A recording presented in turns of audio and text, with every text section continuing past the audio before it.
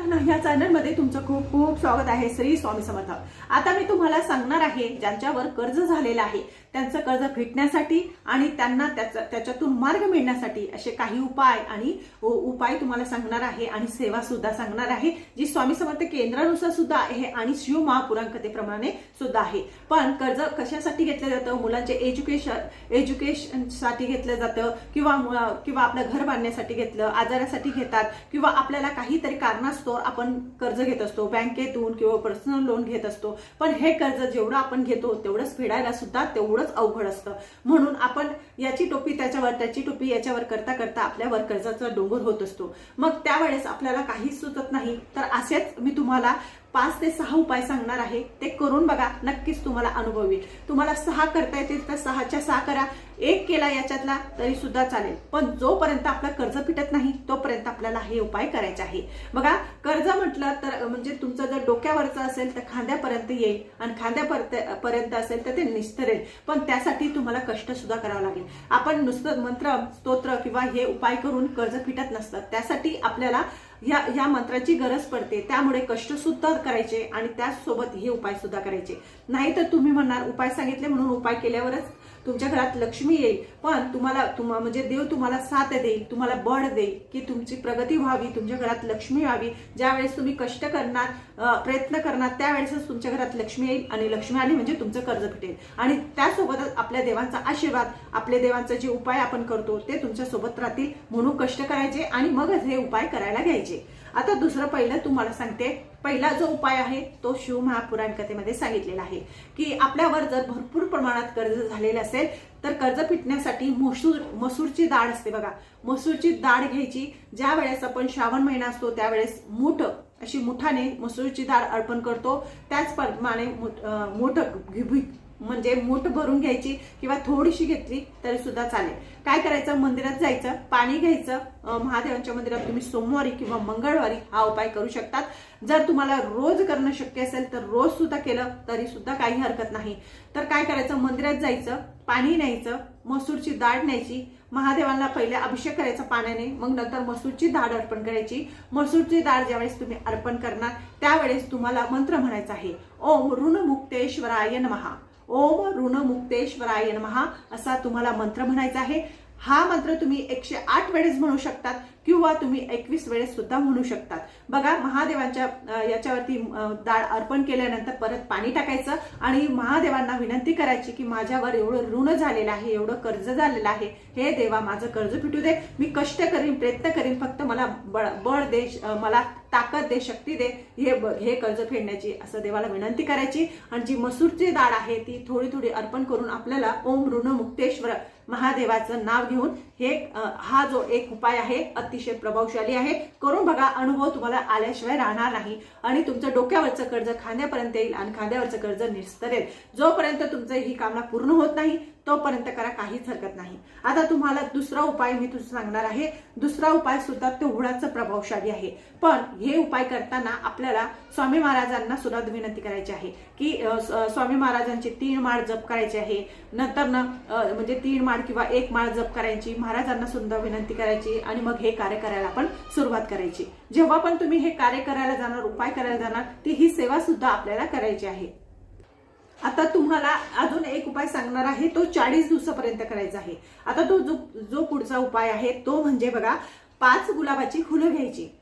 उपाय सांगते। दुसरा उपाय करण्याच्या अगोदर पण आपल्याला स्वामी समर्थ महाराजांची 1 माळ जप करायची आहे आणि मग हा उपाय करायचा आहे। हा उपाय असा आहे की आपल्याला 1.5 मीटर कापड लागेल पांढऱ्या कलरचं, त्याच्यासाठी 5 गुलाबाची फुलं लागतील वेगवेगळ्या कलरची, ती घ्यायची, त्या कापडात बांधायची। कापडात बांधल्यानंतर आपल्याला हा उपाय 40 दिवसापर्यंत करायचा आहे।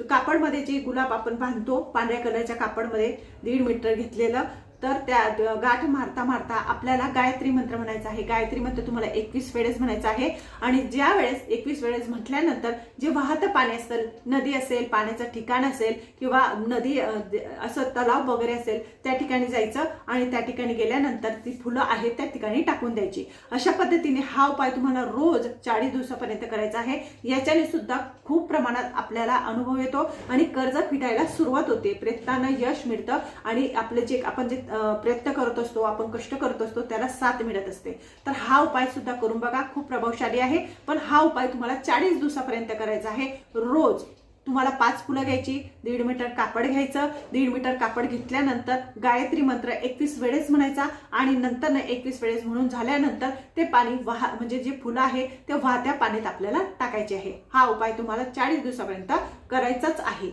नंतर बघा, आता तुम्हाला तिसरा उपाय सांगते. एक उपाय आहे की तो आपल्याला फक्त शनिवारच्या दिवसात म्हणजे शनिवारी करायचा आहे.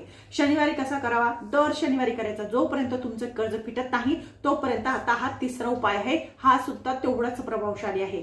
त्यासाठी काय करायचं? आपल्या डोक्यापासून तर पायापर्यंत आपल्या उंची एवढा म्हणजे आपल्या हाईट एवढा एक काळ्या कलरचा धागा घ्यायचा. काळ्या कलरचा धागा म्हणजे करधोडा, जो आपण लहान मुलांना बांधतो हाताला पायाला, तो करधोडा घ्यायचा. आपल्या उंची एवढा म्हणजे डोक्यापासून तर पायापर्यंत एवढा करधोडा घ्यायचा आहे. आपल्या मापाचा, ज्याच्यावर कर्ज असेल त्याच्या मापाचा घ्यायचा. एक नारळ घ्यायचं पाण्याचं आणि त्या नारळला गुंडवायचा. नारळला गुंडवल्यानंतर ते जे आहे त्या नारळला गुंडवल्यानंतर त्या नारळची पूजा करायची. एक दोन महिने तुम्हाला दर शनिवारी तुम्हाला हा उपाय करायचा आहे. आणि ते नारळ ते दोऱ्यासहित आपल्याला पाण्यामध्ये टाकून द्यायचं आहे, वाहत्या पाण्यात टाकायचं आहे. तर असं केल्याने तुम्ही 2-3 महिने करा, नक्कीच तुमचं कर्ज हळूहळू फिटण्यास मदत होईल. हा सुद्धा खूप प्रभावी उपाय आहे, याला सुद्धा कष्टच करावं लागेल. आता तिसरा उपाय तुम्हाला सांगणार आहे, तो सुद्धा खूप प्रभावी आहे. हा जो उपाय आहे, तिसरा उपाय, चौथा उपाय, तो म्हणजे आपल्याला मारुती मंदिरामध्ये करायचा आहे.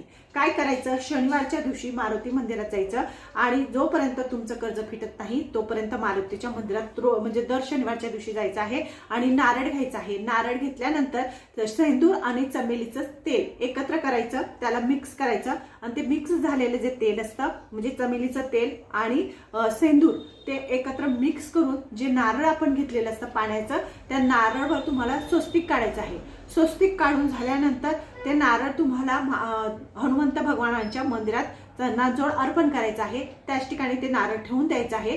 ते नारळ त्या ठिकाणी ठेवल्यानंतर आपल्याला हनुमंत भगवानांना विनंती करायची आहे आणि जे तुम्हाला स्तोत्र सांगणार आहे ते स्तोत्र त्या ठिकाणी बसून किंवा घरी तुम्ही पठण करू शकतात. पण शक्यतो त्याच ठिकाणी बसून तुम्हाला हे स्तोत्र पठण करायचं आहे. स्तोत्र तुम्हाला सांगते, ज्यावेळेस तुम्ही नारळ नेणार त्यावेळेस तुम्हाला प्रसाद सुद्धा न्यायचा आहे. नैवेद्य जे हनुमंत भगवानांना जो आवडतो, फुटाणे, गूळ वगैरे किंवा तुम्ही मोतीचूरचे लाडू असं तुम्हाला न्यायचं आहे. पण हा उपाय करताना नैवेद्य न्यावाचा लागतो. तर नैवेद्य न्यायचा, त्या ठिकाणी ठेवून द्यायचा आणि हा मंत्र तुम्हाला त्या ठिकाणी पठण करायचा आहे ज्यावेळेस आपण नारळ हनुमंत भगवानांच्या चरणाजवळ अर्पण करतो. तर जे स्तोत्र आहे ते तुम्हाला युट्यूबवर मिळून जाणार. तर बघा, ऋणमोचक मंगल स्तोत्र, ऋणमोचक मंगल स्तोत्र हे हनुमंतांचं अतिशय प्रभावशाली असं स्तोत्र आहे. जे कोणी हा उपाय करतो त्याचं कर्ज नक्कीच हळूहळू फिटण्यास मदत होते. खूप प्रमाणात कर्ज कमी होण्यास सुद्धा मदत होत असते. म्हणून हा उपाय सुद्धा तुम्ही खूप श्रद्धेने करायचा आहे हनुमंत भगवानांच्या मंदिरात. आता तिसरा उपाय तुम्हाला सांगणार आहे. ज्या घरामध्ये 7 गुरुचरित्र पारायण होतात वर्षभरामध्ये, त्या घरामध्ये कधीच कर्जबाजारीपणा व्यक्तीला होत नाही. त्या घरामध्ये सुख समृद्धी नांदते आणि सगळे कामं निर्विघ्नपणे पार पडतात आणि गुरूंचा आशीर्वाद त्या घरामध्ये राहतो आणि ते घर खूप खूप म्हणजे प्रगतीच्या मार्गावर जात असतं. त्या घरात खूप प्रगती होते. म्हणून जर तुम्हाला वर्षातून 7 वेळेस करणं शक्य नसेल तर गुरुचरित्र पारायण हे केंद्रामध्ये सुद्धा केलं जातं. वर्षातून 2 वेळेस असतं. त्यावेळेस तुम्ही गुरुचरित्र पारायणा बसा आणि अनुभव घ्या. तुमचे मार्ग मोकळे होतील, कर्ज फिटण्यास मदत होईल. जेवढी तुम्ही गुरूंची सेवा करणार तेवढं तुम्हाला त्याचं फळ प्राप्त होणार, अनुभव येणार आणि आपण कष्ट करायला लागणार, लक्ष्मी आपल्या घरात येणार आणि सुख समृद्धीने आपलं घर नांदणार आणि कर्जबाजारीपणा संपूर्णपणे नष्ट होणार आपल्या घरातला. त्यामुळे गुरुचरित्र पारायण करणं सुद्धा तेवढंच महत्वाचं सांगितलेलं आहे. आता जो 5वा उपाय आहे तो तुम्हाला सांगते. बघा, एक चमेलीचं तेल घ्यायचं, मोहरीचं तेल घ्यायचं. मोहरीचं तेल घेतल्यानंतर एक मातीची पंती घ्यायची. एक मातीची पंती घेतल्यानंतर शनिवारच्या दिवशी तुम्हाला हा उपाय करायचा आहे. मातीची पंती घेतल्यानंतर त्या मातीच्या पंतीमध्ये चमेलीचं तेल घालायचं आणि ते तेल असं झाकायचं. म्हणजे ते जी पंती आहे ती झाकायची आणि झाकून नेऊन आपल्याला ज्या ठिकाणी म्हणजे असं पाणी वगैरे असतं किंवा असं दाबणारी जी जागा असते म्हणजे ज्या ठिकाणी पाणी आहे, तलाव आहे, विहीर आहे, त्या ठिकाणी ती न्यायची आहे. खड्डं खणायचं आहे आणि खड्डं खणल्यानंतर जे चमेलीचं तेल त्या दिव्यामध्ये भरलं आहे पंतीमध्ये ते तसेच तसं त्या ठिकाणी आपल्याला दाबून द्यायचं आहे, म्हणजे बुजून द्यायचं आहे, पुरून द्यायचं आहे. ते पुरून झाल्यानंतर असं तुम्हाला दर शनिवारच्या दिवशी करायचं आहे.